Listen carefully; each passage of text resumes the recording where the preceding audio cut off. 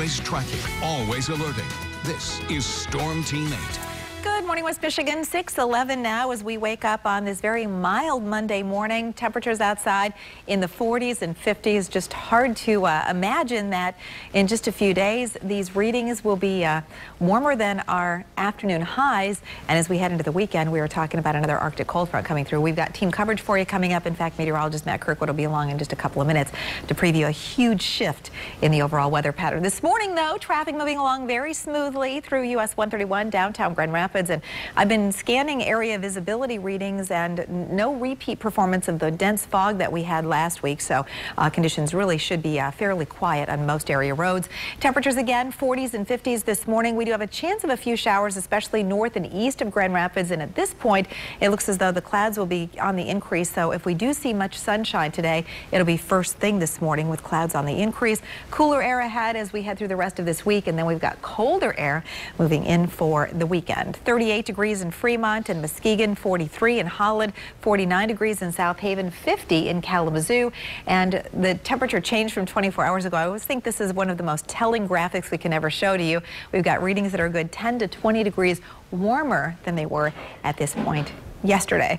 As we check it out for you today, you can see some sharply warmer weather off to our west and southwest. And so far, the weather pattern has been bringing that warmer air in our direction. But all of that is about to change as we get more of a northwesterly flow that begins to develop again behind a cold front, a series of cold fronts that will be moving through the area over the next several days. You can see some showers off to our north and northwest, but just north of the U.S.-Canadian border, those are not green. They are blue all over again. So as that weather pattern shifts, and the colder air arrives, we may even see a couple of snowflakes to try to fly around West Michigan as we head into the weekend and early next week as well. You can see again the FUTURECAST computer models. Rain showers, especially north of Grand Rapids later this evening and overnight tonight, those settling off to the east and southeast.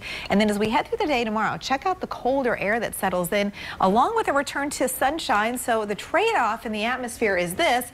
We return to sunshine later tomorrow, but that comes along with a northerly wind, which will drop temperatures, improve the sunshine with us, so highs in the 40s again for Wednesday, more cloud cover on Thursday, and there you see that wintry mix Friday into Saturday as temperatures turn sharply colder, and that'll bring us back into the 30s for highs by Sunday. Meteorologist Matt Kirkwood continuing to focus on the huge shift that occurs. You know, March really is a transitional month of the year, right, Matt? Certainly is, and we've seen it so far this month. We started out cold. We've had now an 8-day stretch with temperatures above average, and it's been a long time coming. I wanted to show you yesterday's high temperatures and give you kind of a taste of the warmth heading our way for today, although it'll be rather fleeting. This will be kind of the pinnacle of the warmth, if you will.